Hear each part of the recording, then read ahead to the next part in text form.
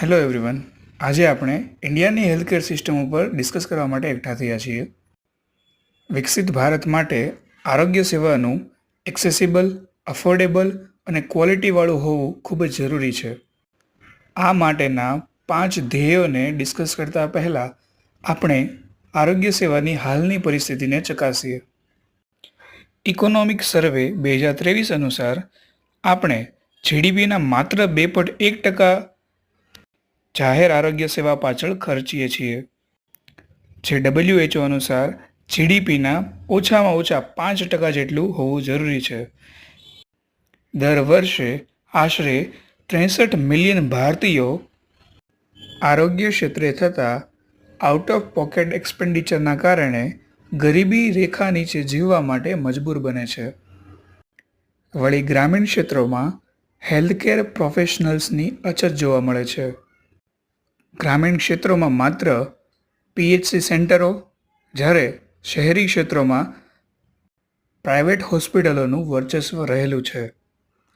ત્યારે એક રિપોર્ટ અનુસાર મિડલ મિસિંગને કારણે સેકન્ડરી હેલ્થકેર સિસ્ટમ ડેવલપ થયેલી જોવા મળતી નથી. ગ્રામ્ય વિસ્તારમાં રહેલી પીએચસીમાં દવાઓ, લેબોરેટરી વગેરેની અછત જોવા મળે છે તથા બેઝિક એમ્યુનિટીઝ જેમ કે ટોયલેટ, ક્લીન વોટર અને ઇલેક્ટ્રિસિટીનો પણ અભાવ જોવા મળે છે. હવે વાત કરીએ ભવિષ્ય માટે ભારતીય આરોગ્ય પ્રણાલીના મુખ્ય ધ્યેયોની.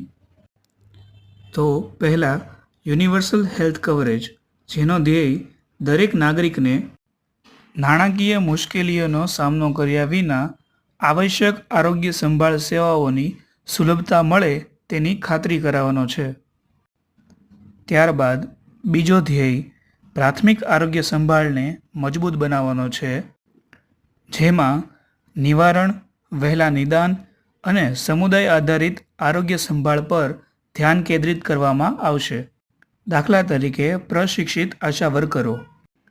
ત્રીજું, આરોગ્ય ક્ષેત્રે રહેલી શહેરી ગ્રામીણ અસમાનતા અને શ્રીમંત ગરીબ વિભાજનને દૂર કરવું.